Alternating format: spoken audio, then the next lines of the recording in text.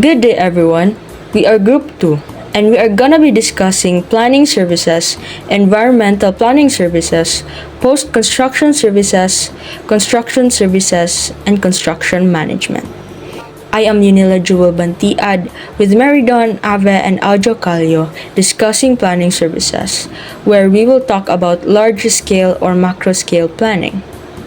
Firstly, in planning services is site planning. What is site planning? Site planning is a critical process that focuses on how structures are arranged on a plot of land. For example is the CLUP or Comprehensive Land Use Plan that the LGU uses. It determines optimal locations and design for the structure that works within the space, reviewing zoning of the potential project site. This process considers factors such as topography, infrastructure, and environmental and climate context to ensure that the design is both functional and aesthetically pleasing. Ultimately, the primary goal of site planning is to create a design that harmonizes with the landscape and its environment while adhering to local regulations. Responsibilities in site planning. Firstly, conduct site analysis. This includes gathering information on land's topography, climate, soil conditions, hydrology, vegetation, and orientation. The data collected helps understand the site's natural conditions and any constraints that need to be addressed before development. Secondly, develop a conceptual plan. A conceptual plan outlines how the land can be best used. The plan considers how buildings will be positioned, the flow of traffic, how open spaces will be used, and how the environment will be preserved.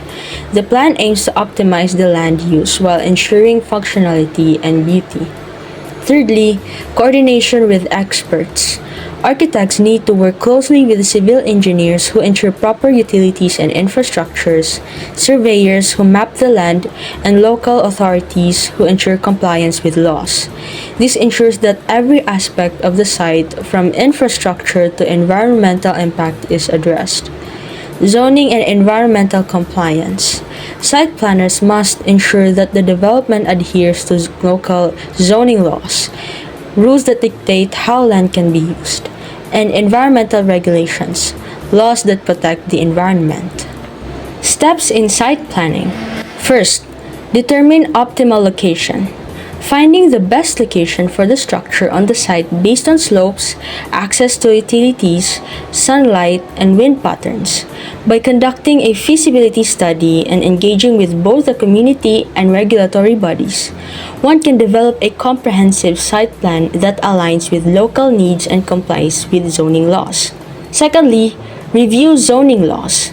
Check the local government units, LGUs, to understand what type of structures and uses are allowed on the site.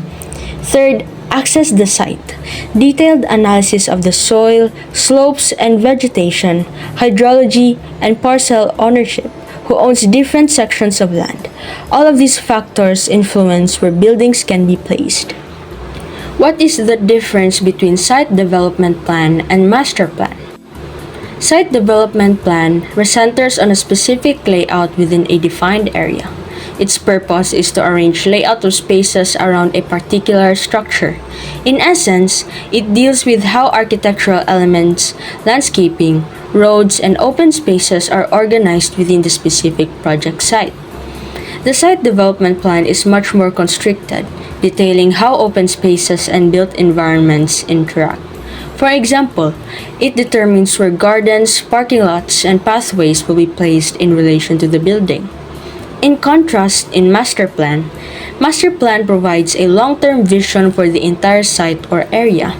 It outlines a bigger picture strategy for future growth and development, covering the entire land and including future buildings, roads, parks, and infrastructure.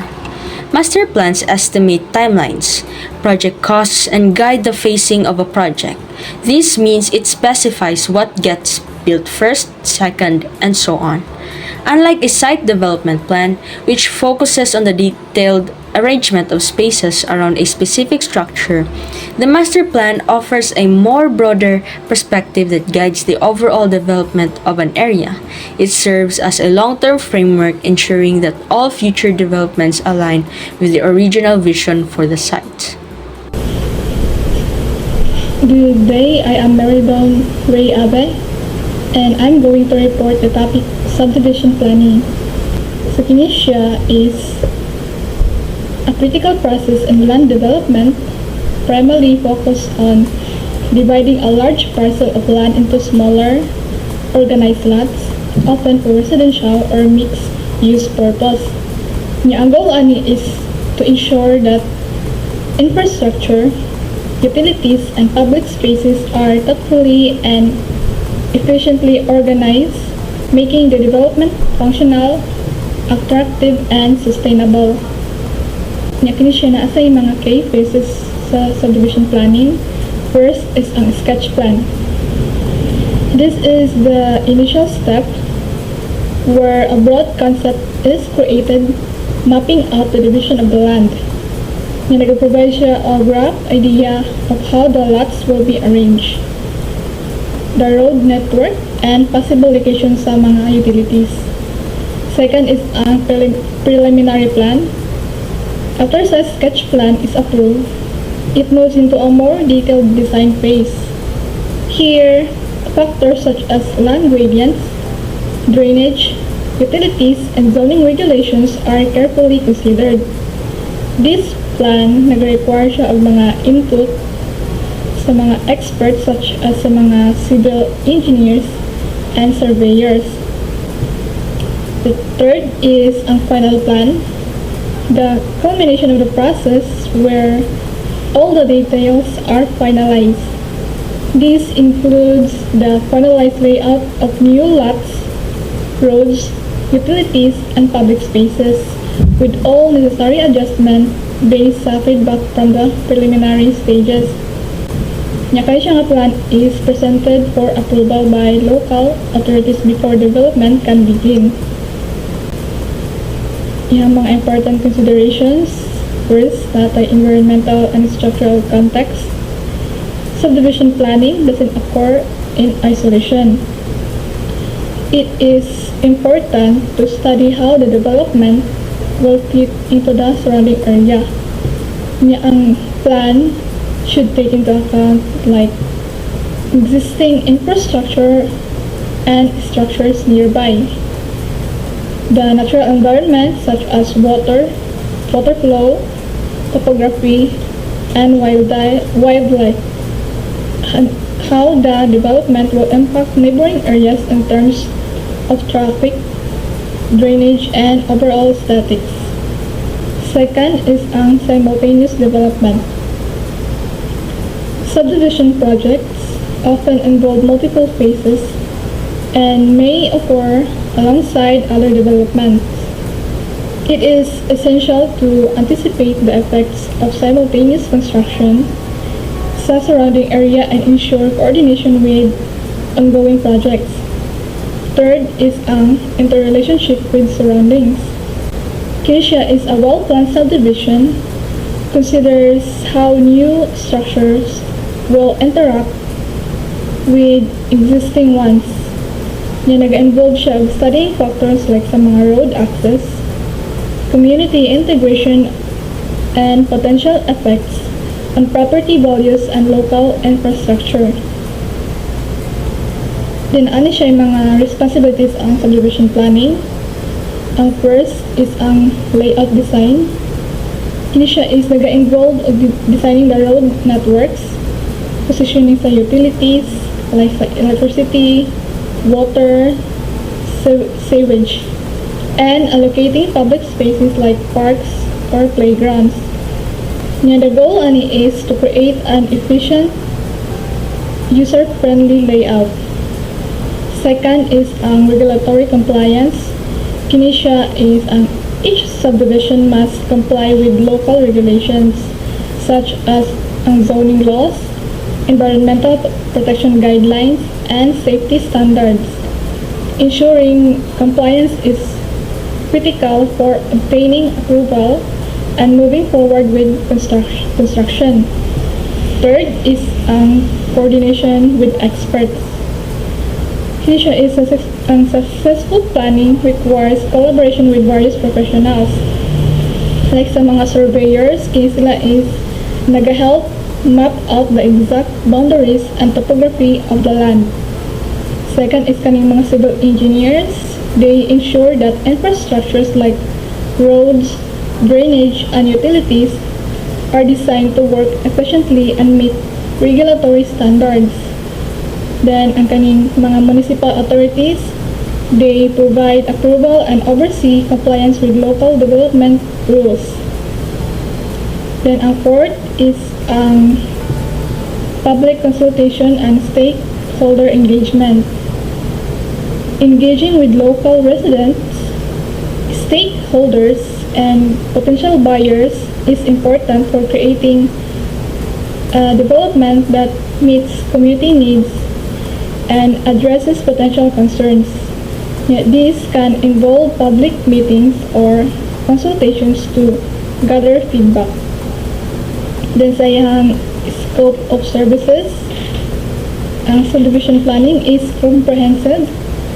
Nag-require siya all concepts and ideas be transformed into detailed physical plans before construction. Ang goal is to optimize the use of land for development while ensuring a good return on investments or ROI.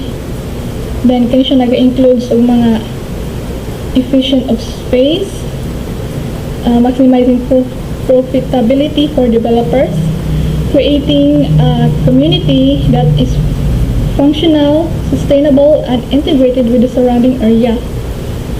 Then, ang kaming subdivision planning is nag-focus siya on efficiently dividing a large parcel of land into smaller lots while ensuring infrastructure, utilities, and public spaces are well organized and compliant with local regulations. And the process is nag-involve siya multiple phases, mao to ang gatong sketch, preliminary, o ang mga final plans requiring coordination with the surveyors, engineers, and municipal authorities. Ang ihang mga key considerations nag-include studying the surrounding environment, anticipating the impact on neighboring areas, and managing simultaneous development projects. Public consultation and stakeholder engagement are essential to creating a community that is both functional and sustainable, ultimately optimizing land use and maximizing return on investment or ROI. Hello everyone, I am Aljo Calio and I'll be discussing to you what is urban and community design. So urban and community design refers to planning and organization of spaces within a city or community. And by their planning and organizing of spaces sa city, kina-ensure sab nila nga syempre dapat functional, sustainable, o visually pleasing ang mga kina-design nila. Next, the focus is on creating an environment that serve the needs of the people who live, work, and interact in their spaces. Syempre, because sila ang mga nagapuyo or ang mga people within the city na ginaplanuhan nila ang magamit sa or makapahimulos sa design nga gihimo nila. And next, and it is also important to take note that they emphasizes on public spaces like streets, parks, and plazas. So next is purpose of urban community design. So first, broad scale of urban environments. The aim is to ensure the city or community functions well at a macro level. So, magka-idea na mo how important o necessary ang urban and community design from the word macro pa lang, di ba? Kaya syempre, the bigger the responsibility and the broader the considerations, mas dagan sab ang mga apektuhan, either it's for the better or not. And like sa na-mention ganiha, this includes public spaces, streets, parks, and even transportation systems, all working together. And the next is, it is aesthetic and sustainable design. Beyond functionality, this design need to be visually pleasing and Soundwire, sustainable. free version. Kaya syempre, kinsa may di ganahan nga if mag-jogging-jogging ka kay nice kayo ang view nga kakakita nimo, di ba? Refreshing kayo, tas most of all, safety pa ka kay di ka mag-worry nga simba kung mabanggaan ka sa dinli tungod sa pagka-unconventional na planning sa anang nga area. And by this, maka-sure ka na it is enhancing the quality of life for residents. Ang area of focus. So, unsa di ang gina-focus or ginauna sa urban and community design? Una, relationship between structures and surrounding environment. This involves studying how buildings and spaces interact with their surroundings. Kaniha, we mentioned na functional ang planning. Dapat, di ba? Sama ra gina sa, for example, like micro-level na planning, just like residentials. Di man ka magpataka lang siguro cluster sa private or personal spaces or area sa mga lugar na makareceive or makita sa mga bisita, di ba? Sama ra gid na sa broader scale or a broader level na how each type of occupancy kay maga-work and coexist in harmony syempre sa isa ka community or city. This includes other buildings, landscapes, and natural features. So next is impact of neighboring areas. Designers consider the influence of adjacent neighborhoods or spaces, ensuring cohesion and connectivity. For example, sa zoning sa specific na lugar in that city, make sure nga appropriate sab siya nga near or adjacent sa mga neighboring structures niya, like bagay siya. For example, ang connections between churches, parks, and municipal hall nga if mabantayan ninyo, kaya gauban dyan na sila. The reason na sab is also because of the influence during Spanish colonialization. Human behavior and activities. Urban design prioritizes how people use space, whether for walking, biking, recreation, or socializing. Sama sa kina-example na ako ganihan, di ba, na mag-jogging, nga na. The design should encourage healthy, sustainable lifestyle and ease of movement. Nga mga tao or residents in that area, they won't feel anxious or they would feel easy about any matter na related or gina-consider sa planning. Next is economic, legal, and environmental considerations. Urban design is shaped by the economic conditions, urban or rural ba na siya, local laws and regulations, and environmental factors. So, pretty self-explanatory. Like, designers must balance these components to create functional and viable spaces. So, the next slide is specific design targets. Neighborhood or targeted areas. Designers work on specific zones such as residential neighborhoods, urban districts, or special purpose areas like plazas and streetscapes. So like we learned ganiha na it is on a macro level. So or of a city or community. So they naturally became the main considerations and inspirations on making these spaces suitable for the people living or working there. Next slide. So, unsa day ang responsibilities of urban designers? First is developing master plans. These plans are blueprints for how a neighborhood or urban district will develop. So, from the word blueprint, meaning a plan or set of proposal that shows how it is expected to work. Like gina-envision na nila on how a city would and should look like. Syempre, it includes zoning, land use, transportation, like how they will intelligently connect spaces or areas, and also green spaces. So next is designing public spaces. These includes parks, public squares, pedestrian-friendly streets, and streetscapes that encourage social interaction. So kinahanglan nga ang pag-design sa mga public spaces kay accessible and adaptable sa tanan, from children taman sa mga seniors and also sa mga people with disabilities. So by providing a range of amenities sa area, urban designers can attract and accommodate diverse users, which is also good para sa physical, mental, and sociological aspects sa residents within that area. So next is integration of transportation, infrastructure, and green spaces. So a well-designed urban area integrates road, public transport, cycling paths with infrastructure like utilities, and green spaces. The goal is to ensure efficient movement while enhancing environmental sustainability.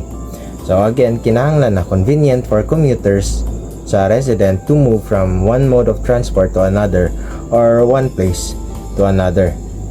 Kay maka-mitigate sab ni sa mga common problems like traffic in an area, making their experience more smooth and comfortable. And lastly is engagement with the community.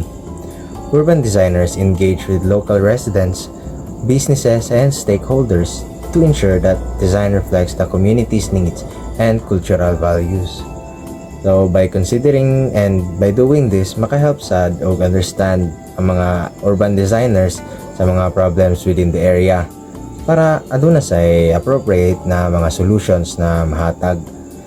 And importantly, by considering the community and by engaging with them, maka-empower sab ni sa ila nga aduna sila say sa decision nga syempre directly makaapekto sa ila kay sila man mismo ang gapuyo. And lastly, here is the focus or the important details na na-discuss nato aning urban and community design. So, una, urban and community design focus on creating well-organized, aesthetically pleasing, and sustainable environments within the cities and communities. And it also emphasizes the relationship between buildings and their surroundings, considers the impact on neighboring areas, and integrates human activities like walking and biking into its designs.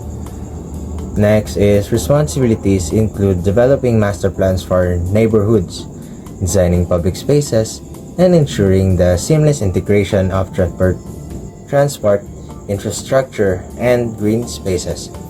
And lastly, urban design is deeply community-centric, meaning it engages with local stakeholders to address social, cultural, and economic needs, all while adhering to legal and environmental considerations. That's all. Good day everybody, my name is Kizia Baigan and today I will be discussing the critical topic of environmental planning services within the realm of urban and regional planning. So as our cities and regions continue to expand, the need to balance development with environmental sustainability has never been more important. So environmental planning services are integral to urban and regional planning. These services involve a comprehensive approach to managing the environmental impacts of development projects, ensuring that growth is sustainable and beneficial for both current and future generations. By incorporating environmental considerations into urban and regional planning, we can create healthier, more livable communities. So, in this presentation, we will explore how these environmental planning services are applied in urban and regional planning. So, urban planning. Urban planning is the technical and political process that guides the development and design of land use and the built environment. It involves making thoughtful decisions about the use of space to balance social, economic, and environmental needs. Okay, so one of the core components of urban planning is land use planning. So this involves zoning, which designates specific areas for residential, commercial, industrial, and recreational purposes. Proper land allocation ensures that every parcel of land is used efficiently and sustainably. So next is transportation planning. Transportation planning is another crucial aspect. It includes road networks, public transit systems, and infrastructure for non-motorized transport like bike lanes, pedestrian path. Effective transportation planning reduces traffic congestion, lowers pollution, and enhances mobility. Next is housing and community development. So, urban planners are also focused on housing and community development. This involves ensuring the availability of affordable and quality housing for various income groups and planning community services such as schools, hospitals, parks, and recreational facilities. Okay, so the importance of public spaces. Of course, public spaces are the heart of urban life. They provide areas for recreation, social interaction, and cultural activities. Well-designed public spaces enhance the quality of life, foster community engagement, and contribute to the overall aesthetic of urban areas. So, the types of public spaces, of course, public spaces comes in various forms, including parks, plazas, squares, streets, and waterfronts. Each type serves different purposes but collectively may create a network of accessible, enjoyable spaces for the community. Environmental sustainability. It is like a cornerstone of modern urban planning. It involves practices that minimize negative environmental impacts and promote the health of urban ecosystems. Okay, so we'll explore the differences and connections between urban design and urban planning, two crucial disciplines that shape our urban environment. So, urban design. Urban design focuses on the physical features of cities, creating functional and visually appealing spaces. However, urban planning is about guiding land use and development through strategic policies and regulations. Gets, guys? So, urban design, gina-emphasize yung aesthetic and the human experience at a micro level, working on neighborhoods, parks, and spaces. While urban planning is a macro approach. It takes a macro approach addressing zoning, transportation, and community services for entire cities and regions. So urban design is closely tied to architecture. Focusing on design principles, urban planning integrates various disciplines like geography and sociology to inform broader strategies and regulations. Okay, so the key objectives. Urban design aims to enhance quality of life, foster social interaction, and create harmonious environments. Urban planning seeks sustainable development, efficient resource use, and a balanced approach to economic and social needs. Okay, so diba both fields often collaborate. Urban planners provide with the framework while urban designers implement detailed plans, creating cohesive urban environments. Okay, so to summarize it all, urban design and urban planning are distinct yet interconnected. Together, they help create functional, vibrant, and sustainable cities that meet the needs of their residents. Okay, so in identifying challenges, first, we need to identify key challenges like traffic congestion, affordable housing, and environmental issues. Okay, so engaging the community is crucial. Their input helps ensure solutions reflect local needs. Implementing sustainable design like green spaces and efficient public transport enhances livability and reduces impact. So when it comes to innovative technologies, leveraging smart city technologies can optimize services and improve quality of life. Next is supportive policies. Finally, supportive policies and regulations encourage sustainable and equitable urban development. Okay, so to summarize it all, a holistic approach combining community input, sustainability, technology, and policy is key to transforming our urban areas. So reviewing development plans ensures they align with community goals, zoning regulations, and sustainability standards. This process helps identify potential issues early on. Okay, so the key components to assess include land use, compatibility, environmental impact, infrastructure needs, and community amenities. Each aspect plays a crucial role in the overall plan's effectiveness. Incorporating community input is vital. Engaging residents allows planners to address concerns and integrate local preferences, fostering support for the project. Okay, so ensuring compliance with local regulations and policies is essential. This includes checking for adherence to zoning laws and environmental regulations. So after thorough review, planners provide recommendations for modifications or approvals, ensuring the plan contributes positively to the community.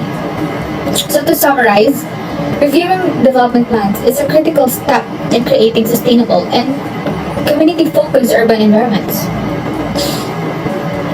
Okay, how about key strategies for enhancing quality of life in urban areas? So, quality of life encompasses factors like safety, accessibility, and well-being.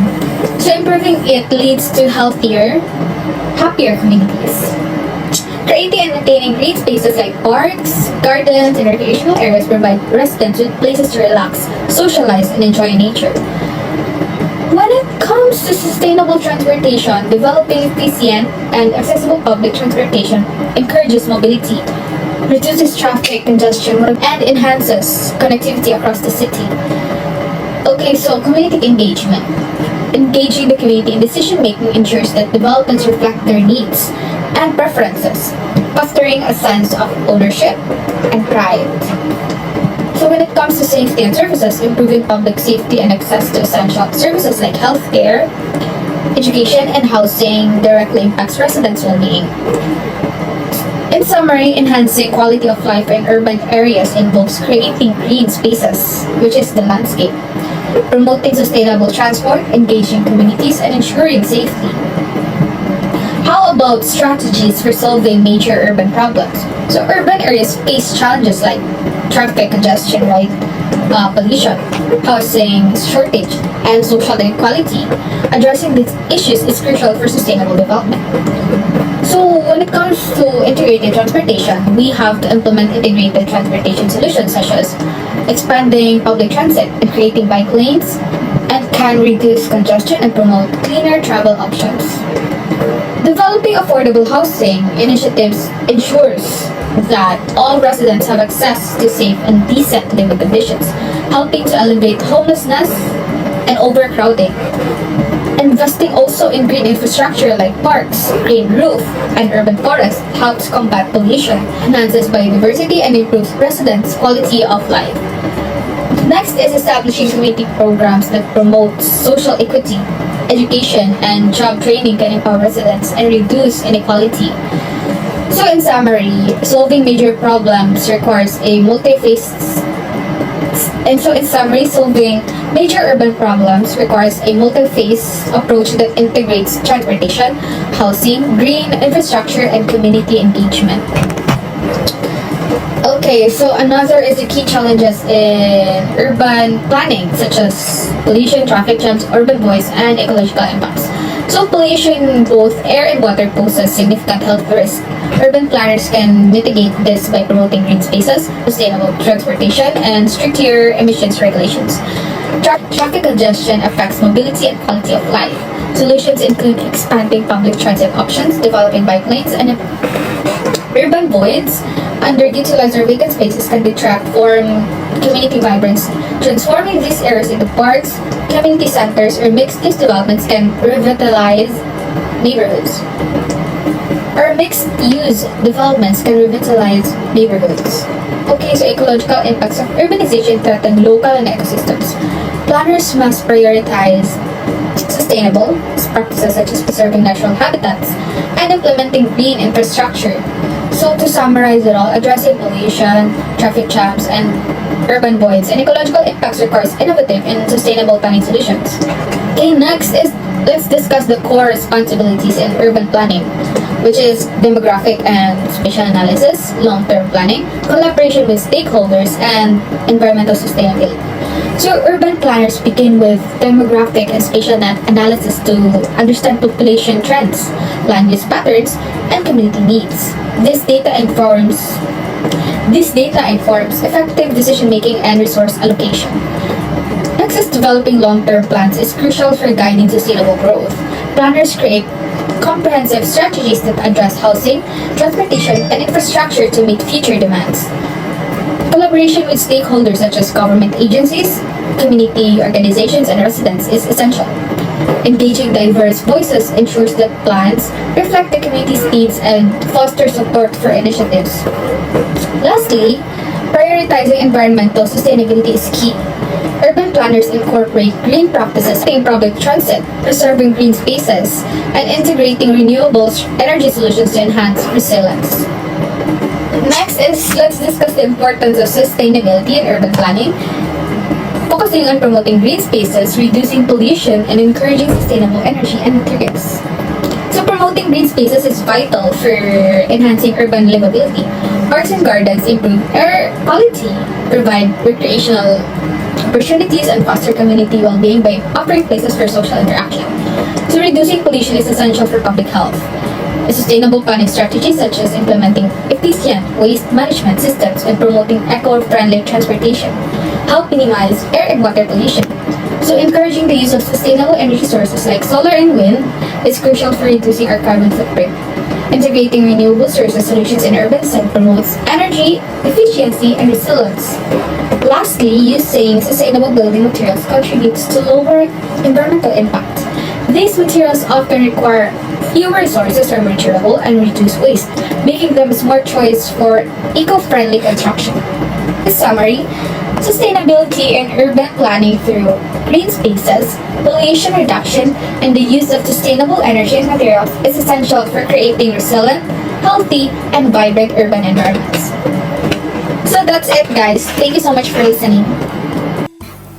Good day, I am Hannah Calhornido and I will be discussing regional planning, which is also part of environmental planning services. It plays an important role in managing our communities and environments. So let's examine what regional planning entails, the objectives, and its fundamental elements. Unlike urban planning, regional planning focuses on individual cities. Regional planning covers large geographic areas, including multiple cities, towns, and rural regions. The goal is to develop comprehensive strategies that promote a balance between economic growth, environmental preservation, and efficient transportation systems. Let's break down some key components of regional planning in environmental planning services.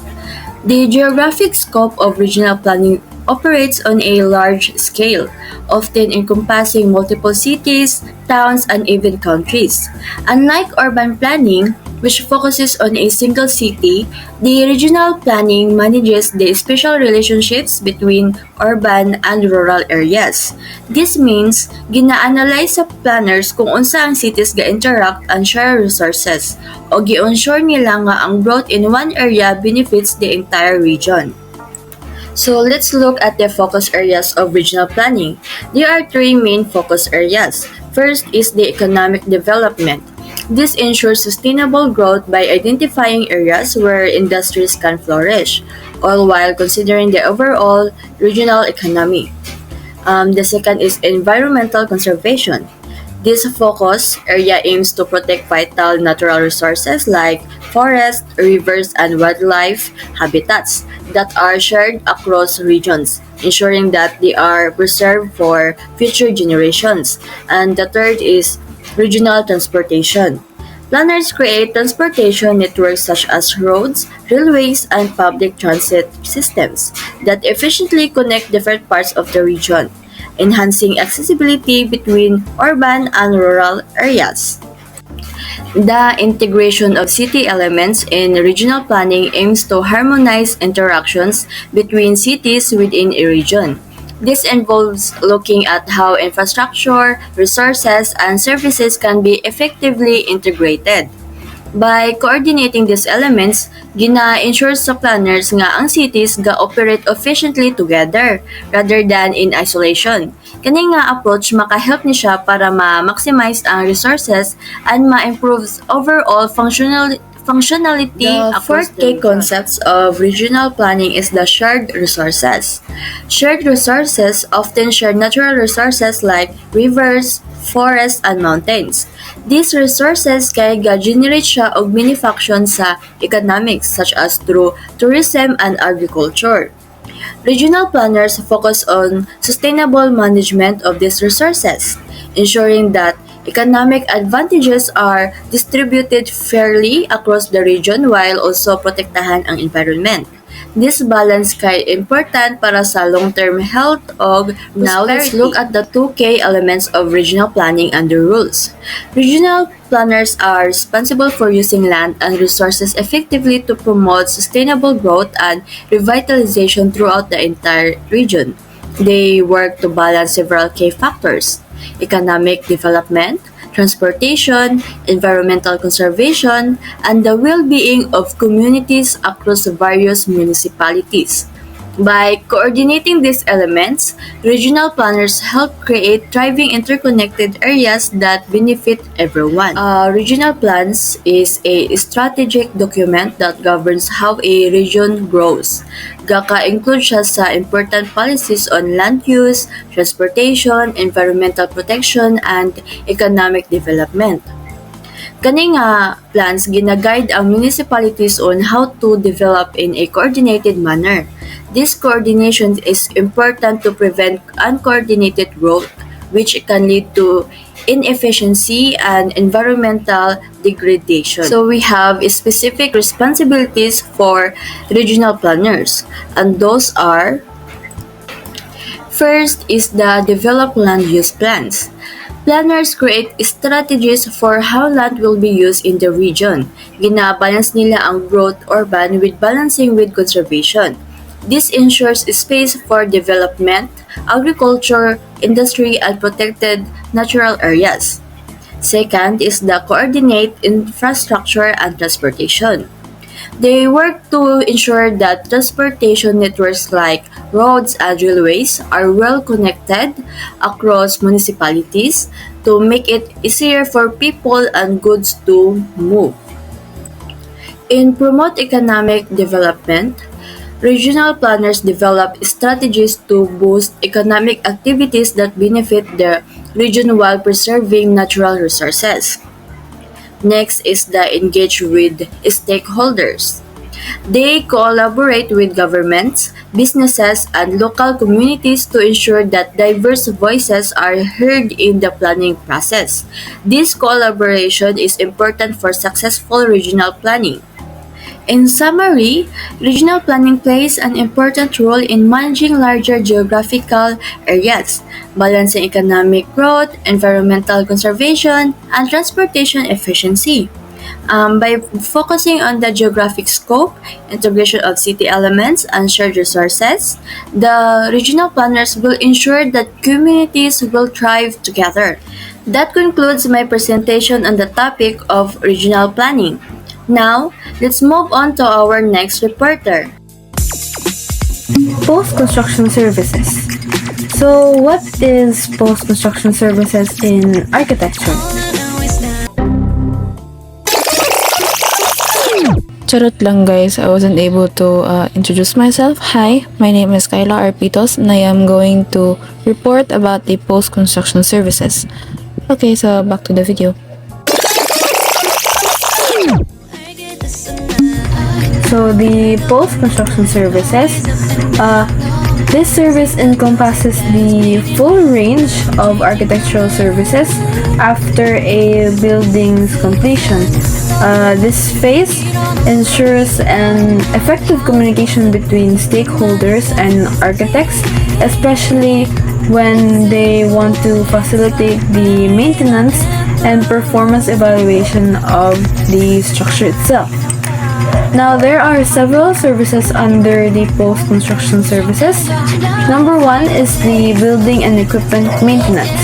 So, what is this building and equipment maintenance?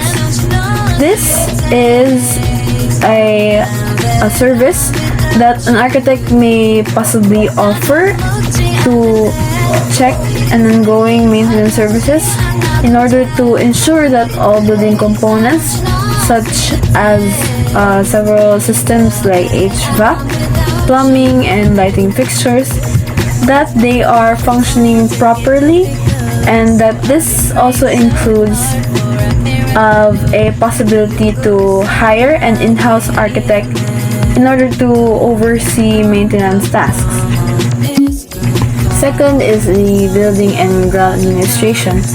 Now, this aspect is where an architect must also take the role of being a building administrator. Now, being a building administrator comes with a lot of responsibilities to take, and they must focus on buildings. These buildings includes the utilities such as electricity bills, water bills, telephone bills, and gas bills. Being a building administrator must also monitor of the security and janitorial services, and they must also be conservant when it comes to local ordinances and building regulations, especially that these local ordinances and regulations is enacted to protect the health, life, and the property itself. Third is the post-construction evaluation. Now, this aspect, or service rather, is where an architect can provide evaluation services, and this is to assess the effectiveness of functionality of the building post-occupancy. This is where they evaluate the initial program versus the actual use of facility. In this service, they can also determine the effectiveness of various building systems and material systems that they use. They must also evaluate the functional effectiveness of the plan, and they must also analyze the design process and also the construction process. Fourth one is the manner of providing services. This is about a client and an architect going into contract, and there will be two possible ways that they will have to agree on, especially towards the architect. First possible way before going into contract is that an architect may work in a dual capacity.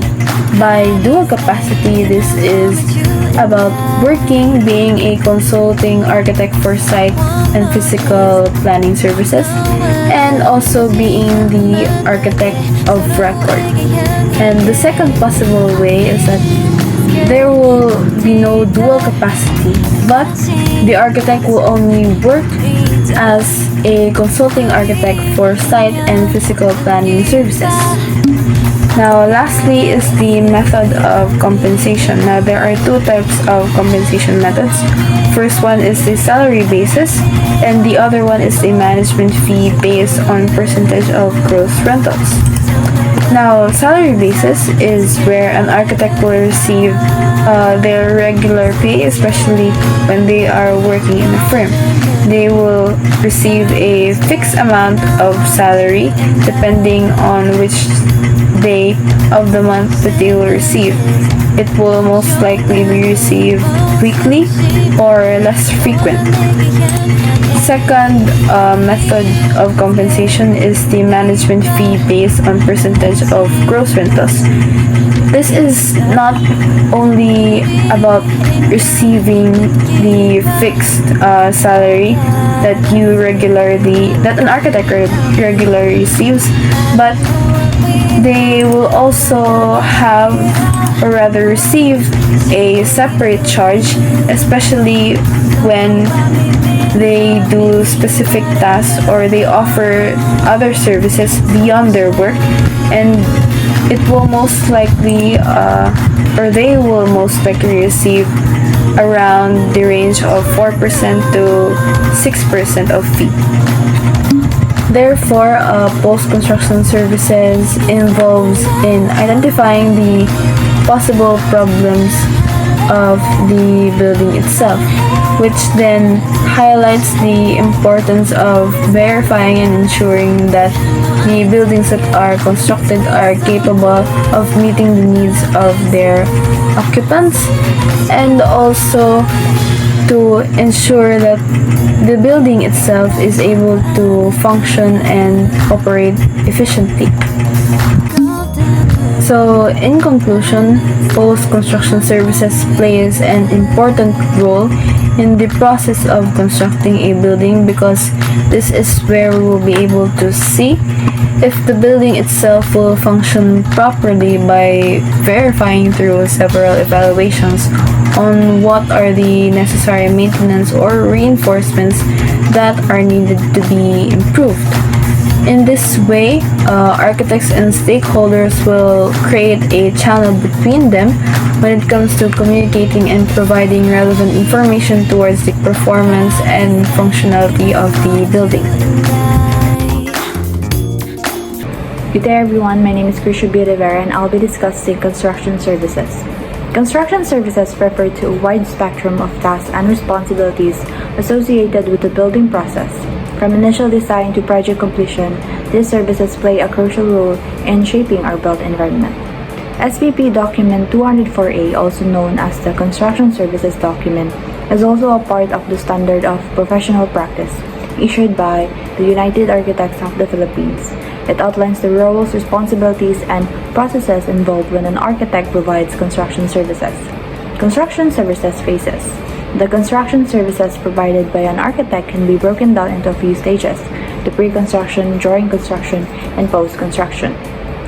The principal members in the construction process: the owner, which initiates the project and orders its implementation. The role of the owner involves more than just financial investment. They're the visionary who sets the project in motion. They will work closely with the architect, contractors, and other stakeholders to turn their vision into reality. Next is the architect and specialist consultants, or SCs, provide plan and design services as well as limited inspection. The architect's job is to transform the owner's ideas into tangible plans. They'll listen to the owner's vision, consider the site, and create detailed architectural drawings. The architect collaborates with special consultants, such as the following: the structural engineer, which ensures the building can withstand loads, earthquakes, and other forces; the mechanical, electrical, and plumbing, or MEP consultant, which designs systems for heating, cooling, lighting, and water supply; the landscape architect plans outdoor spaces, greenery, and pathways; and then the interior designer focuses on the aesthetic, materials, and functionality inside the building; and the contractor, which is responsible for executing the construction work. Next is the supervisory individuals or groups. They assist in overseeing and delivering the project. We have the construction manager. You think of them as the project conductor. They coordinate schedules, budgets, and resources. Their job is to keep everyone in sync. Number 2 is the site supervisor. This person is like the project's air traffic controller.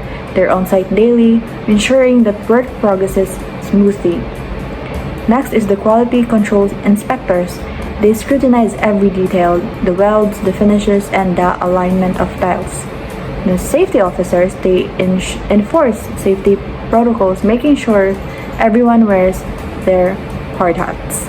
Number 2 is the role of the architect in charge of construction, the AICC. The AICC bears direct professional responsibility and liability for supervising the construction project.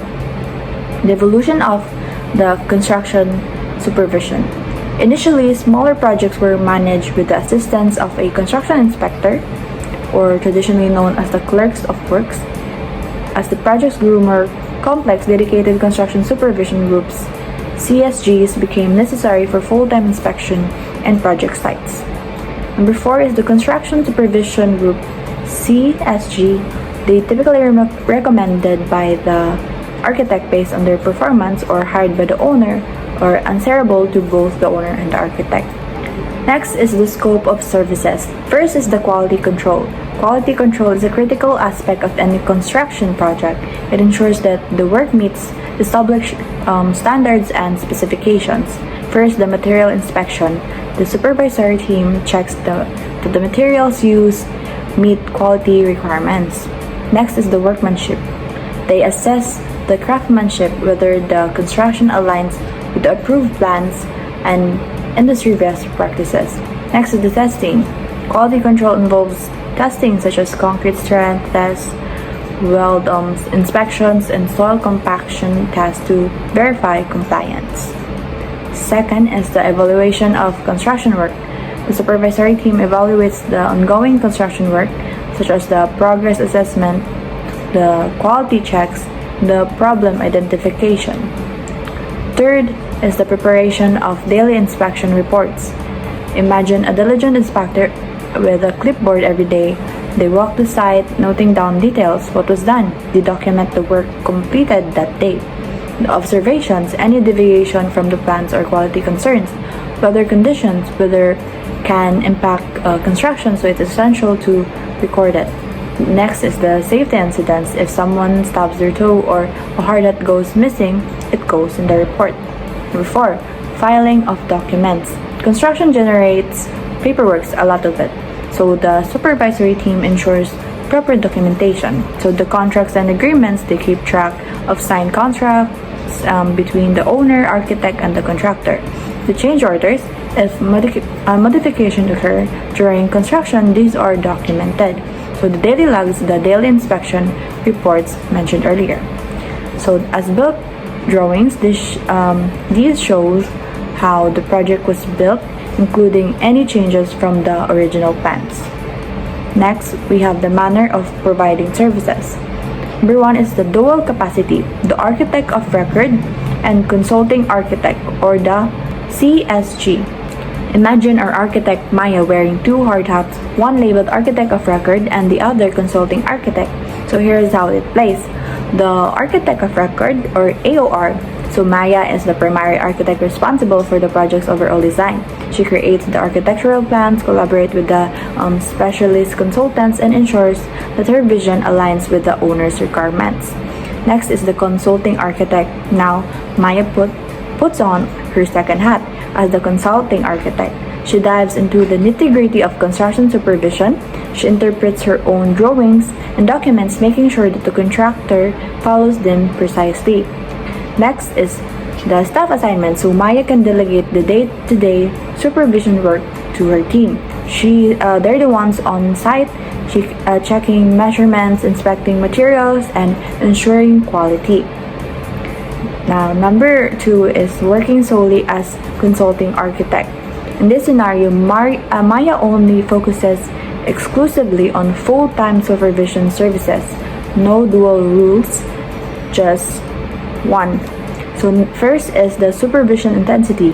Maya's attention is unwavering. So she's there when the foundation is poured, when the walls rise, and when the roof takes shape. So next is the quality assurance. She ensures that the contractor doesn't take creative liberties, like deciding to build something that wasn't on the plan originally. So next is the problem solver. So when unexpected challenges arise, so Maya troubleshoots. Next, we have the method of compensation. So, first is the percentage of project construction costs, PCC.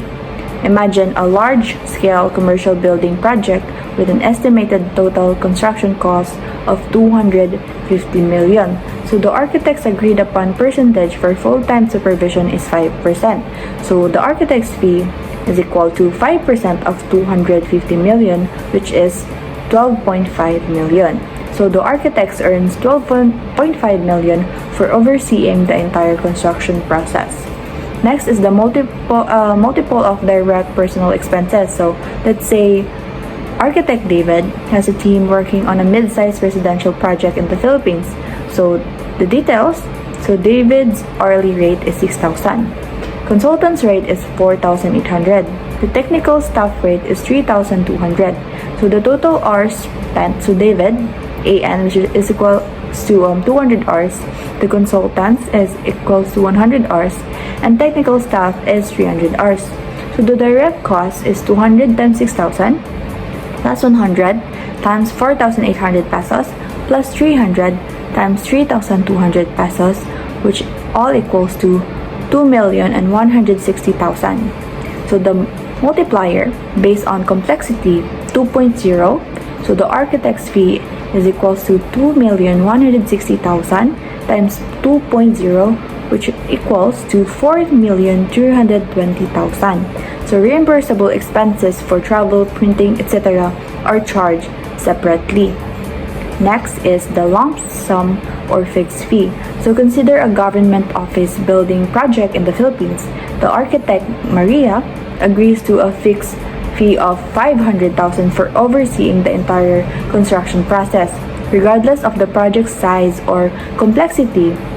So Maria's compensation remains fixed at 500,000. Number 4, per diem or honorarium plus reimbursable expenses. So suppose the owner wants the architects, let's say si Alex, to attend project-related meetings and site visits in the Philippines. So Alex charges a daily per diem rate of 5,000 pesos.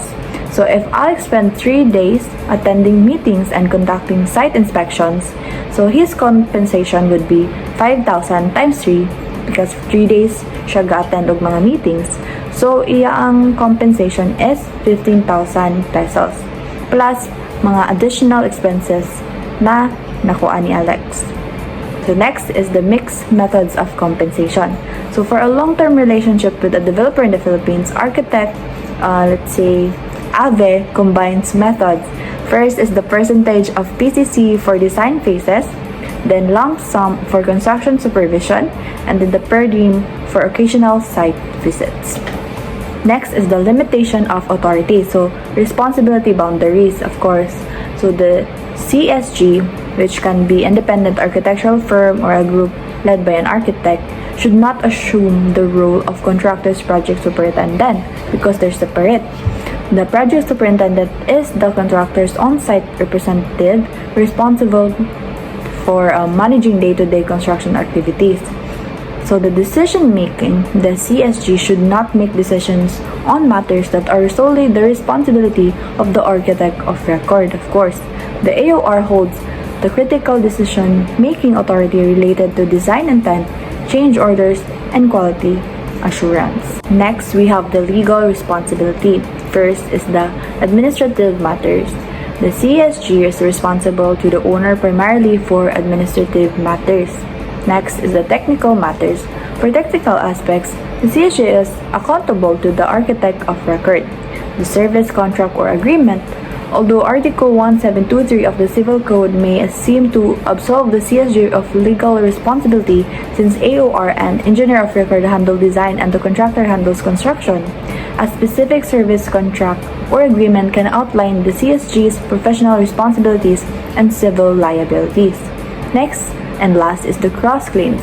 If the owner sues the AOR and the contractor due to actions related to the CSG, the AOR and the engineer of record may file cross claims against the CSG. Lastly is the qualifications. Inspectors of the Construction Supervision Group or CSG must have the following: a Bachelor of Science in Architecture degree, extensive experience in design and building construction, and must be very knowledgeable in building materials and construction detailing. Hello, I'm Gweneth Ardino and I will discuss about the SPP 204B about construction services. So, construction services encompasses the planning, design, and building of structures, ensuring projects are completed on time and within budget. These services include cost estimation, project scheduling, site analysis, and obtaining necessary permits, increasing complexity and demand. As construction projects become more complex, there is a growing need for better cost control and faster project completion, all while maintaining high quality. This is where construction management services comes in. So, in the role of construction manager, construction manager is responsible for overseeing the entire construction process to ensure it meets the project goal. First, a member of the owner's staff. This is an internal employee who is dedicated to managing the project from within the organization. Second, an independent individual. This is a freelance professional hired specifically for the project, bringing specialized expertise. And third, a firm. This is a company that specializes in construction management and is contracted by the owner to handle the project. Purpose of construction management services. These services are designed to fill the need for effective management of construction projects. They help in first, cost control by keeping the project within budget. Second, timely completion for ensuring the project is completed on schedule. Third, quality assurance by maintaining high standards of work throughout the project. By having a dedicated construction manager, projects are more likely to be successful, meeting all required standards and timelines. Architect as construction manager. An architect can take on the role of a construction manager due to their extensive training and expertise in coordinating various aspects of a construction project. This dual role leverages the architect's skills in several key areas. So first, coordination of specialists. So architects are trained to work with different specialists such as structural engineers, electrical engineers, and interior designers. This makes them well suited to oversee the integration of these various elements into a cohesive project. Second, supervision and monitoring. As AECM, the architect ensures that all construction activities are properly supervised. This includes regular site visits, inspections, and meeting with contractors to monitor progress and address any issues that arise. Third, quality assurance. The architect's eye for detail helps maintain high standards of quality and workmanship throughout the construction process. They ensure that the work meets the design specification and industry standards. Fourth, cost management. Architects are also skilled in managing budgets and controlling costs. They can oversee the financial aspects of the project, ensuring that it stays within budget while still achieving the desired quality and functionality.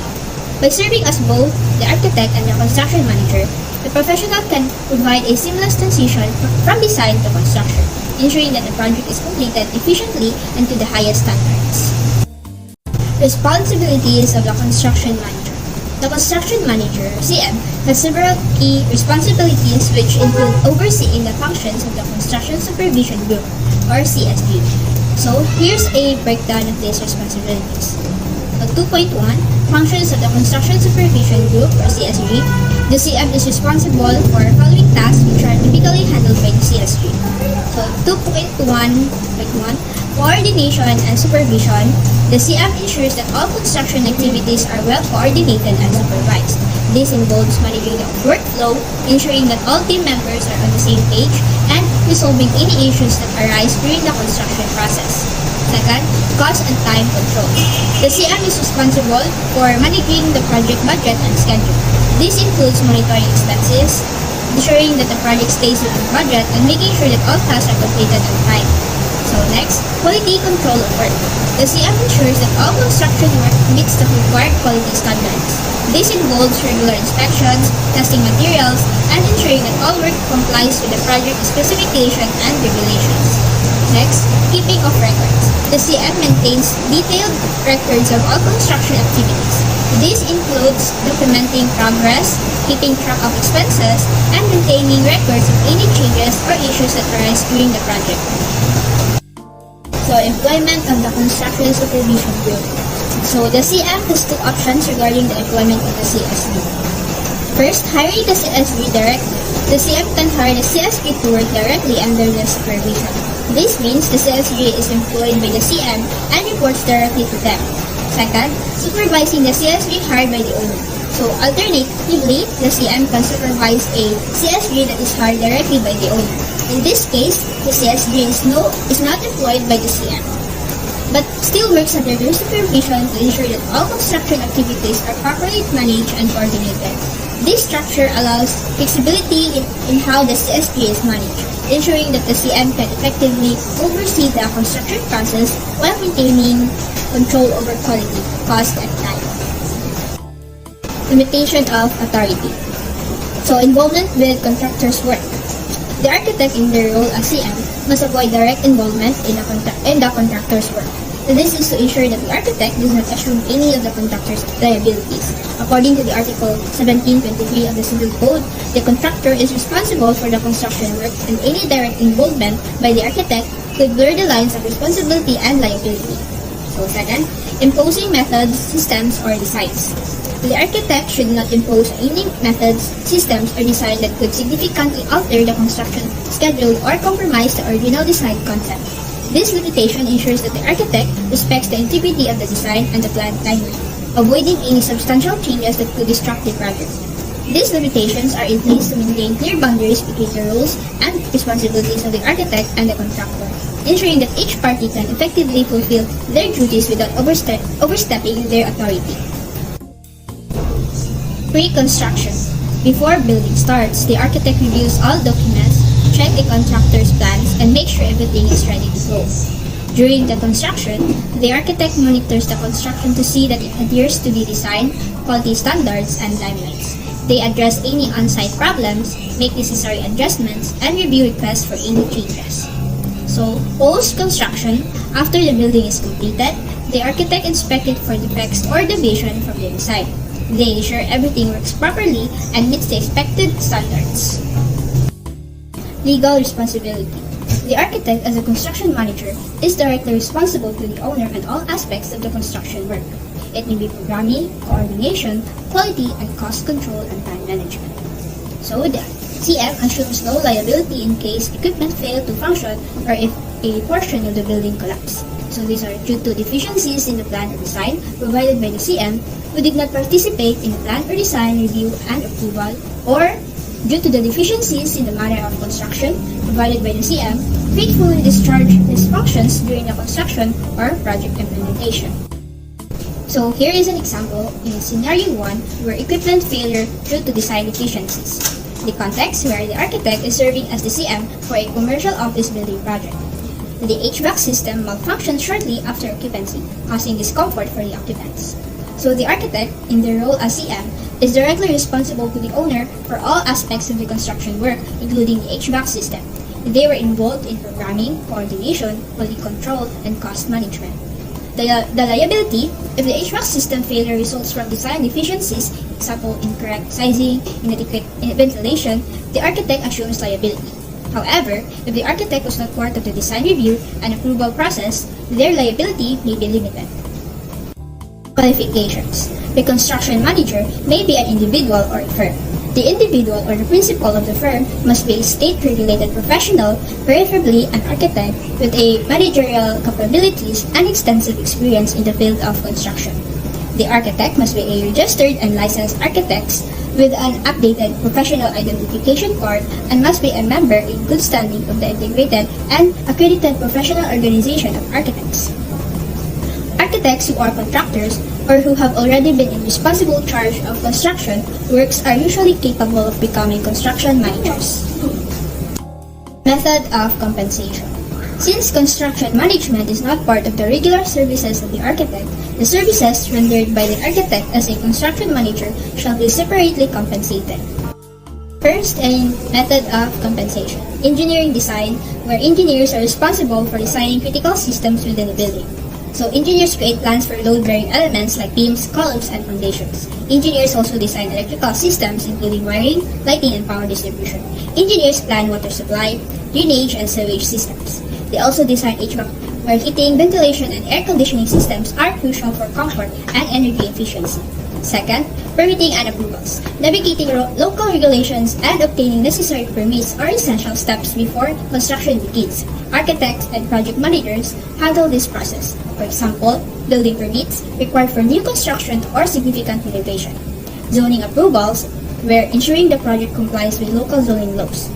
Environmental permits, where obtaining approvals related to environmental impact. Third, site preparation. Clearing and grading, preparing the land by removing obstacles like trees, rocks, and leveling the ground. Utility hookups, where connecting to water, sewer, electricity, and other utilities. Fourth, building construction. Residential construction is building homes, apartments, and housing complexes. Commercial construction is where constructing office buildings, retail spaces, hotels, and warehouses. Industrial construction is creating factories, manufacturing plants, and industrial facilities. Civil construction services. These large-scale projects form the backbone of our infrastructure. Like roads and bridges, we're building and maintaining transportation networks. Utility systems, we're installing and maintaining water, sewage, and electrical systems.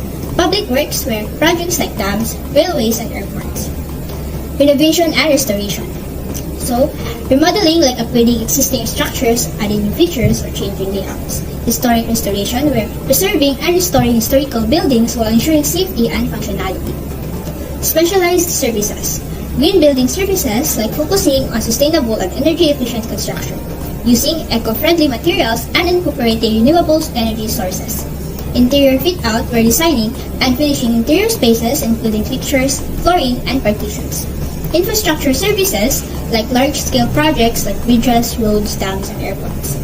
Civil construction services, where public works such as utility systems, railways, and more. Project management.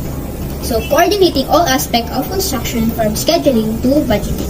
Example, construction project managers, where they oversee the entire process, ensuring timely completion and quality control. They design build services, where integrating design and construction under one entity for streamlined project delivery. Good day, everyone. My name is Cindy Monique Astagok, and I will discuss what construction management is about. So, what is construction management? So, construction management is a professional service involving oversight and control over tasks and activities in the construction phase. Typically, it is handled by a construction manager, or what we call CM. It covers all essential elements of the construction process, including its schedule, cost, quality, function, and safety. This service is ideal for a large-scale construction project such as industrial facilities, commercial properties, transportation, infrastructures, and other capital projects. So, the purpose of construction management. Construction management aims to deliver high-quality construction projects in the allotted time and budget while meeting safety standards and the owner's expectations. It establishes systems and procedures to ensure all construction activities are completed according to plan.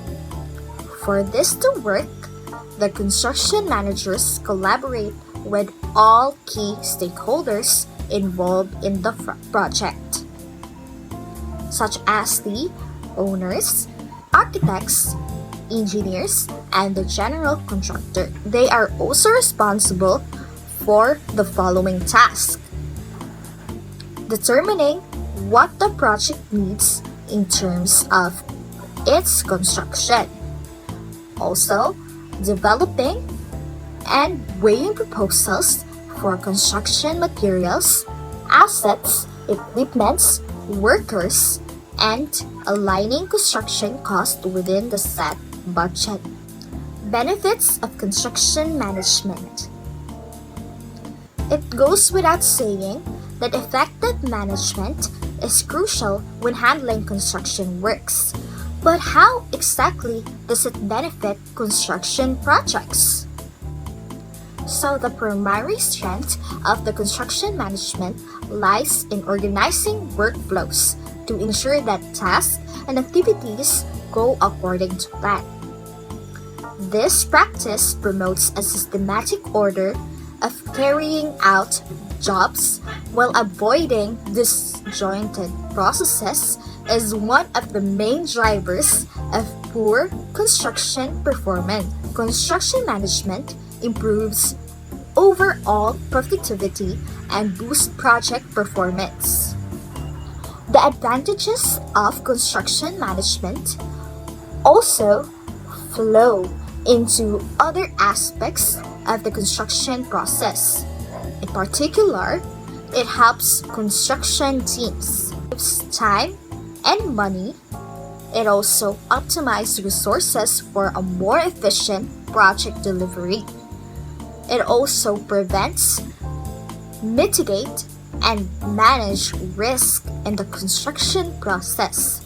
It also builds safe and better quality infrastructure. So what are the functions of construction management? Construction management consists of the following functions and tasks to fulfill the objectives and requirements of the construction project. The first one is cost management. So it tracks and controls funds throughout the construction process to ensure it stays within the allocated budget. Second one is the schedule management. So it maps out and consistently follows a master timeline for construction tasks to complete projects on time. For quality management, it develops, implements, and monitor quality assurance and quality control protocols in all levels of construction works to meet the owner's standards. For safety management, it establishes, produces to ensure safety within the construction site and building before occupancy. Change management. It assesses, carry out, and document necessary modifications or alterations in the original construction plan. Inspections. It performs regular inspections throughout the construction process to verify its quality, safety, and legal compliance. And last one is documentation. To maintain a record of all correspondences. Okay. And last one, we have documentation. It is to maintain a record of all correspondence. For the last one, we have documentation. It is to maintain a record of all correspondences, procedures, approvals, and change orders throughout the process. So there are also 5 phases of construction management. So the first one is planning. So in the planning phase, the CM or the construction manager develops a construction management plan comprising all relevant information about the construction project. It informs project teams and stakeholders about the owner's vision and goals for the project and guides them throughout the construction process. In addition, the construction manager also carries out the following activities. First one is the collaborating with the designers of the project to evaluate and agree upon the feasibility and the owner's objectives, targets, and specifications. So it also carries determining the delivery method suitable for the project, assessing potential risks and setbacks during construction, and devising strategies to avoid or mitigate them. Planning strategies for managing waste from the construction site. Pre-construction. So the pre-construction phase includes all necessary preparations before proceeding with the construction itself. The hiring process begins in the phase as the CM works hand in hand with a PM to choose the members of the construction teams. Moreover, the CM also compiles the record documents for the building permits and contractor bids, such as the technical specifications, design drawings, and contracts for construction management. Procurement. In this phase, the CM plans the procurement procedure where the construction equipment and materials in line with the project's budget and schedule. During bidding, the CM will review all submitted proposals and negotiate the best terms for the construction's goals and targets. Number 4 is construction. As mentioned in the previous sections, the bulk of the CM's work goes into the construction phase. The CM pays close attention to the following construction activities to make sure that the project runs smoothly and gets delivered as planned. Also, it conducts regular quality control and site inspections. The CM also runs safety program audits on the work premises. Also, they process and approve change orders. They also manage cost and work payments schedule. They also arrange necessary permit and insurance. They also respond requests for information, or what we call RFIs. So the CMs also coordinates construction teams for on-time completion. And they also document change orders, inspections, corrective actions, communications, and other processes. Okay, for number 5, we have close out. This phase marks completion of the construction project, but the CM's responsibilities are far from over. In this close-out phase, the CM accomplishes all items in the construction punch list. They must also observe a smooth turnover to the project's owner by submitting project documents, manuals, ledgers, and reports for the owner's reference. And that is all. Thank you. Hello again. In this part, we will explore the examples of each professional fee in every type of occupancy. First is the residential occupancy group A. This type of residents are essential for providing shelter and community living. This includes one-family dwellings, single homes designed for one household, two-family dwellings. It is duplexes that accommodate two households, townhouses, attached homes that share walls but are individually owned. Professional fees for residential occupancy. When it comes to residential projects, architects and designers charge specific fees based on the services provided. Let's look at two key documents that outline these fees. According to SPP Document 202, for residential projects, architects typically charge a basic fee of 10% of the total construction cost.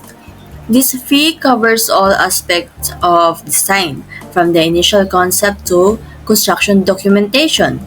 So, in example number 1, for a two-story house with a total construction cost of 5 million pesos, the architect's design fee would be 500,000 pesos. This is calculated as 10% of 5 million pesos. Example number 2, for a luxury villa costing of 20 million pesos, the professional fee would amount to 2 million pesos, and calculated as 10% of 20 million pesos. Next, we have the fees for interior design services, which range from 12% to 15% of the entire work cost.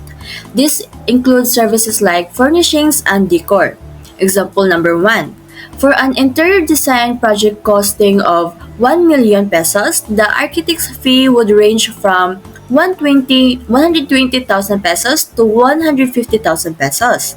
Example number 2, for a high-end residence with an interior design cost of 2 million pesos, the fee could be between 240 pesos and 300,000 pesos. Institutional occupancy Group B. This type of occupancy involves facilities that serve public needs, and they often require complex planning due to their specific functions and requirements. So, according to SPP Document 202, ang basic fee for design services is typically 6 to 7% of the total construction cost.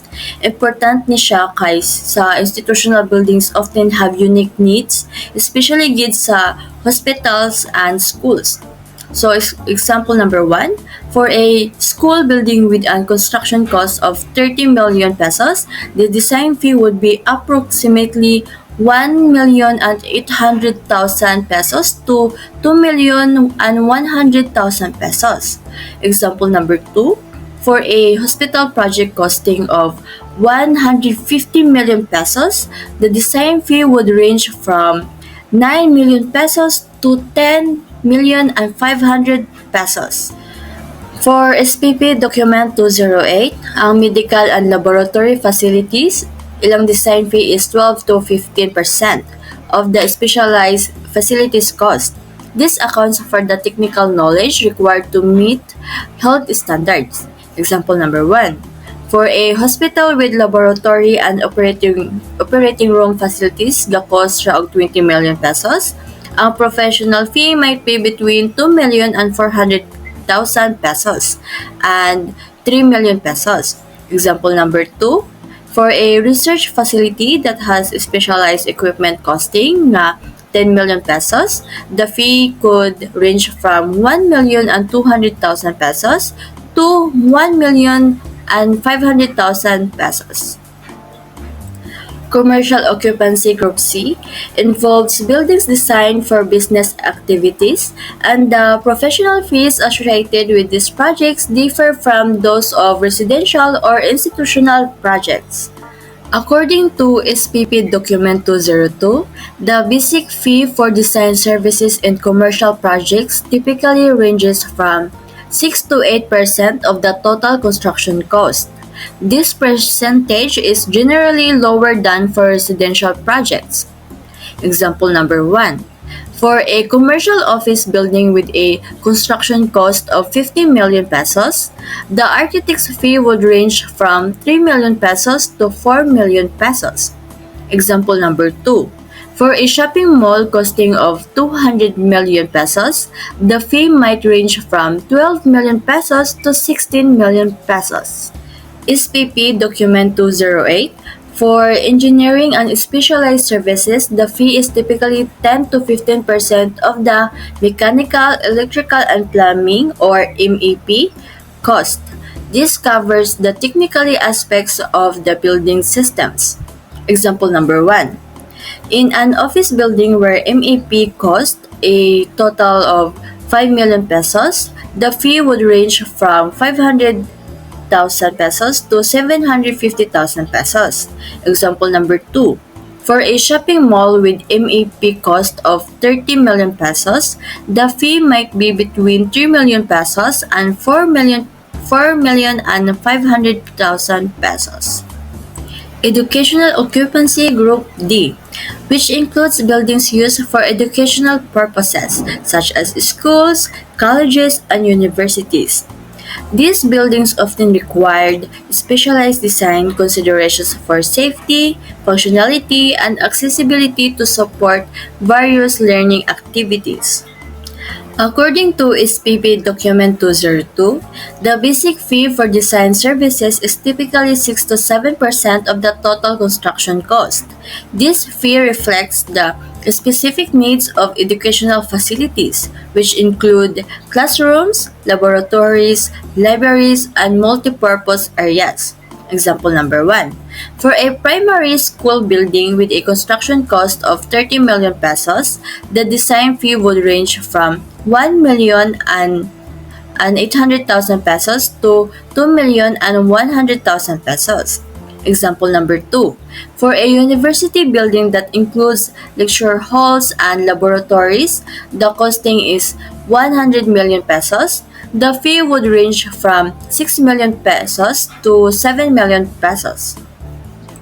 According to SPP Document 208, the fee for designing these specialized facilities typically ranges from 8 to 12% of the total specialized facility cost. This category includes spaces like science laboratories, multimedia rooms, and sports facilities, which require unique design considerations to meet educational needs. Example number 1. For a school science laboratory with a total facility cost of 5 million pesos, the professional fee would likely range from 400 pesos to 600,000 pesos. Example number 2. For a university sports complex with specialized facilities costing of 20 million pesos, the fee would be between 1,600,000 pesos and 2,400,000 pesos. Business and Mercantile Occupancy Group E, which includes buildings used for business transactions such as office, banks, and shopping centers. According to SPP Document 202, the basic fee for design services is typically 6 to 7% of the total construction cost. This fee reflects the need for efficient space planning and coordination of commercial functions in these buildings. For example number 1, for an office building with an construction cost of 60 million pesos, the design fee would range from 3,600,000 pesos to 4,200,000 pesos. Example number 2. For a shopping center costing of 150 million pesos, the design fee would be between 9 million pesos and 10,500,000 pesos. The design fee for integrated security, automation, and surveillance systems typically ranges from 8 to 10% of the total system cost. This is crucial for ensuring the safety and efficiency of business premises. Example number 1. For an office complex where the security and automation system cost of 5 million pesos, the professional fee would range from 400,000 pesos and to 500,000 pesos. Example number 2. For a shopping center with security system costing of 20 million pesos, the fee would be between 1,600,000 pesos and 2 million pesos. That's the end of my presentation on this topic.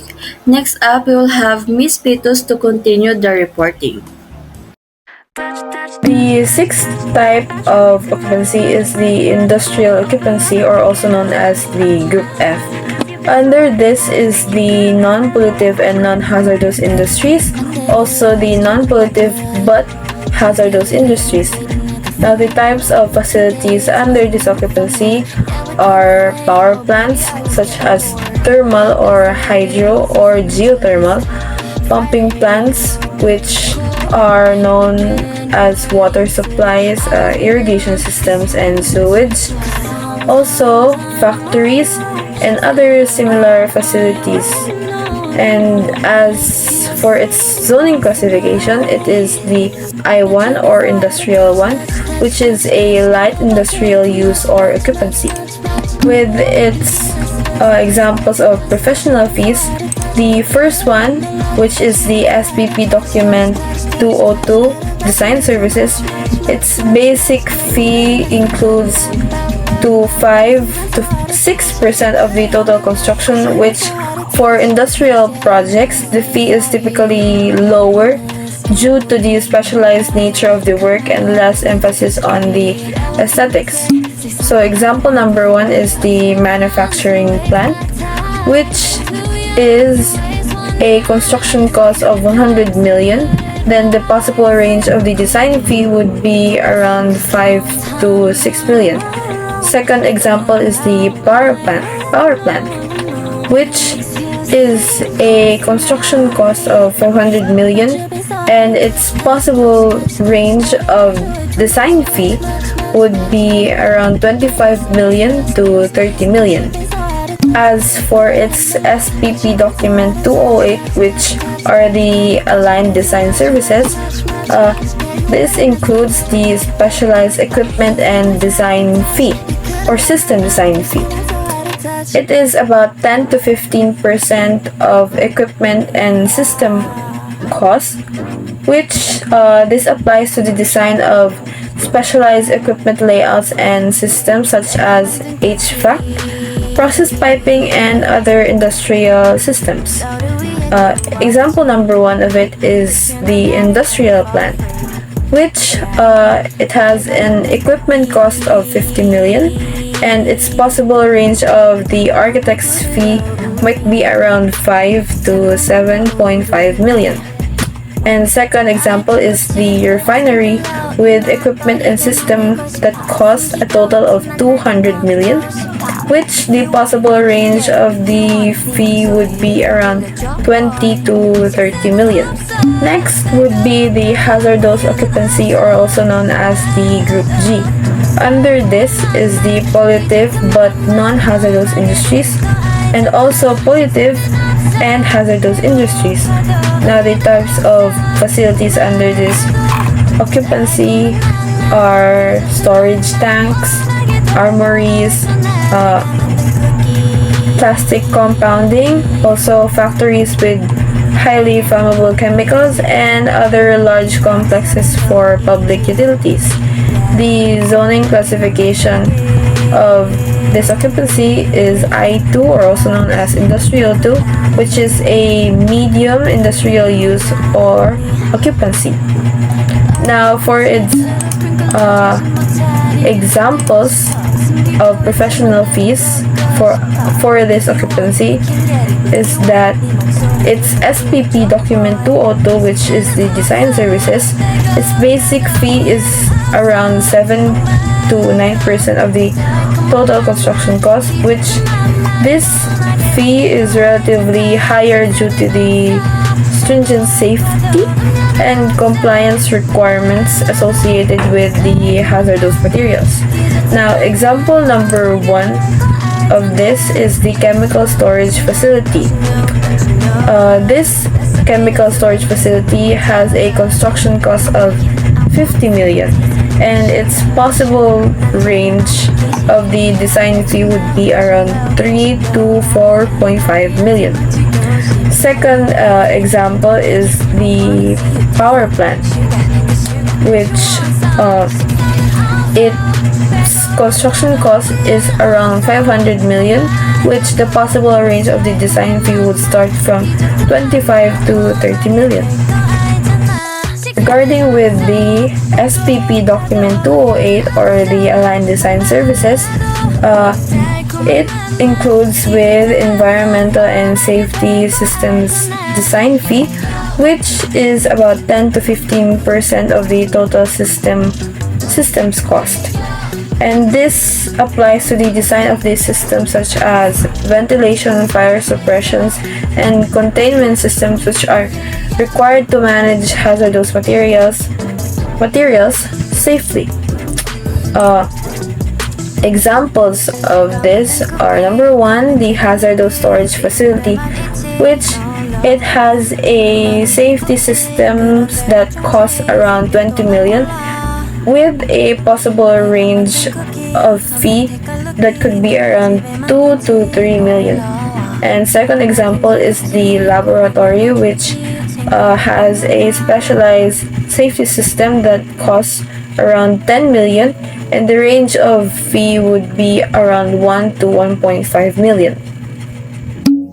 For the eighth type of occupancy, which is the assembly occupancy, or also known as the Group H. Under this type of occupancy is a recreational or assembly that must only have an occupant load of less than 1,000. The types of facilities under this occupancy is theaters, auditoriums, convention halls, and audiovisual rooms.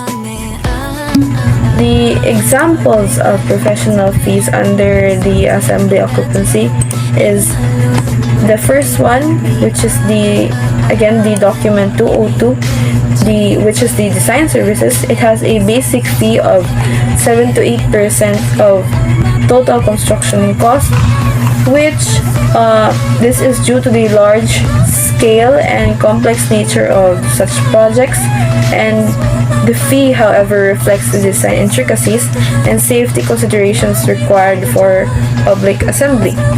Now, its examples under this SPP document is the community theater, which has a construction cost of around 50 million, and a possible range of the fee would be around 3.5 to 4 million. And second example is the sports arena, which it has a construction cost of 200 million, and the range of fee would start from 14 million to 16 million. Now, for its SPP document 208, or the Allied Design Services, it includes with a 10 to 15% of specialized system costs under the acoustical and lighting design fee.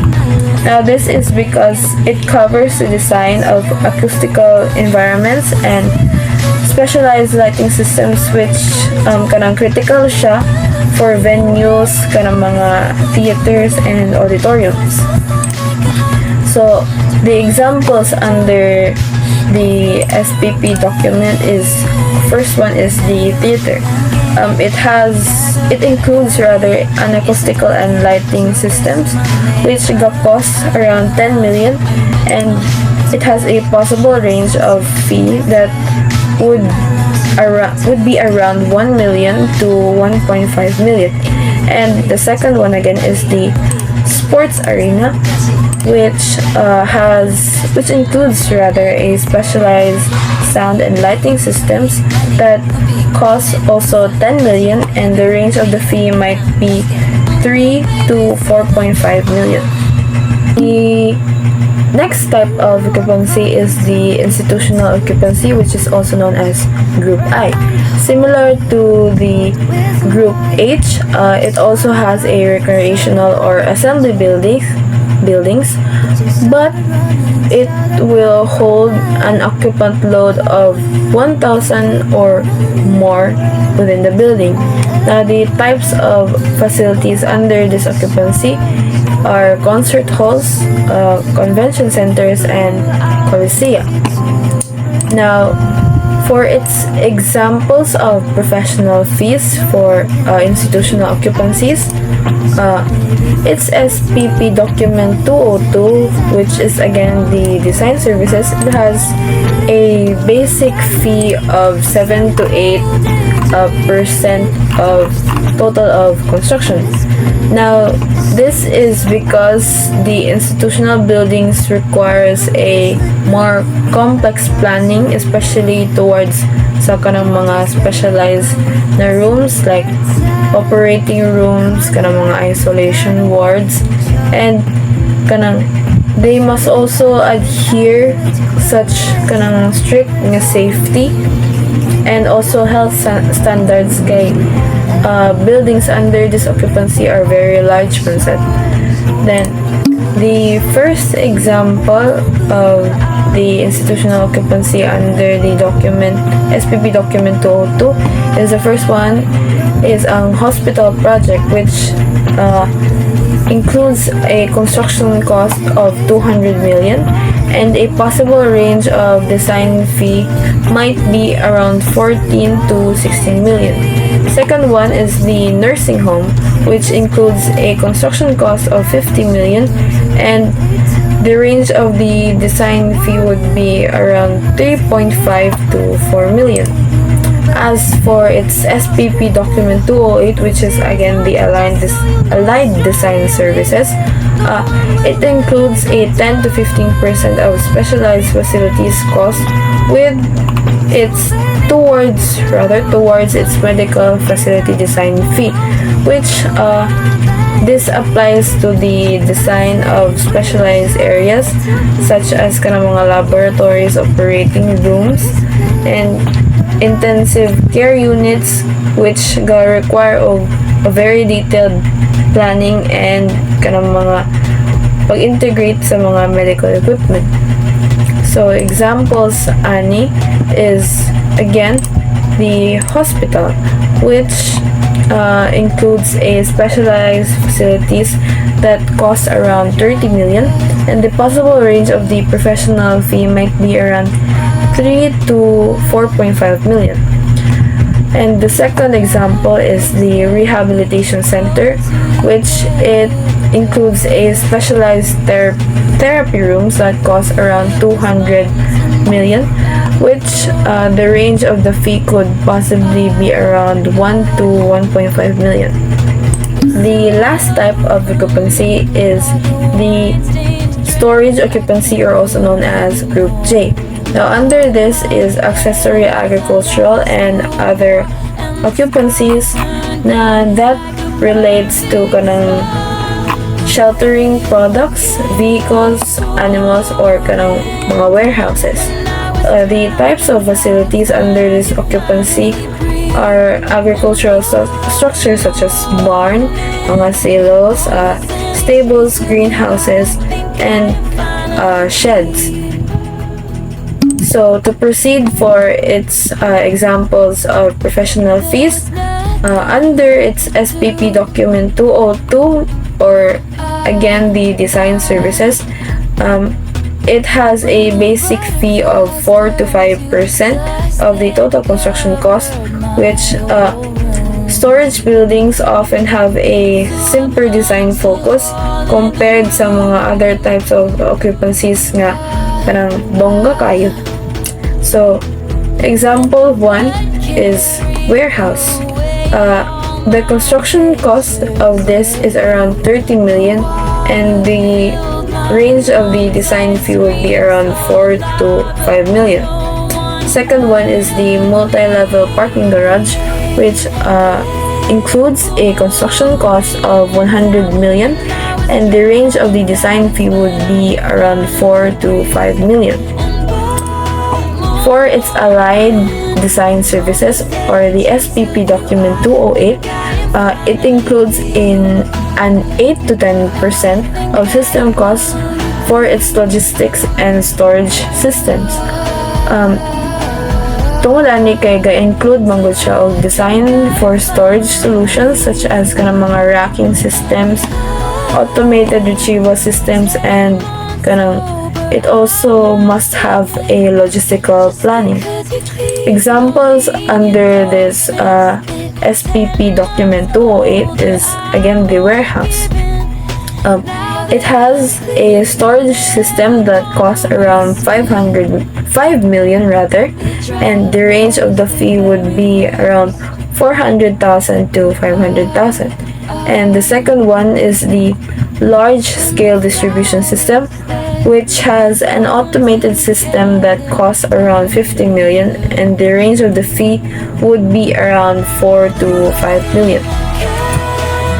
So here we can see that this is the summary, or rather the table of each occupancy para easy lang ninyo makita.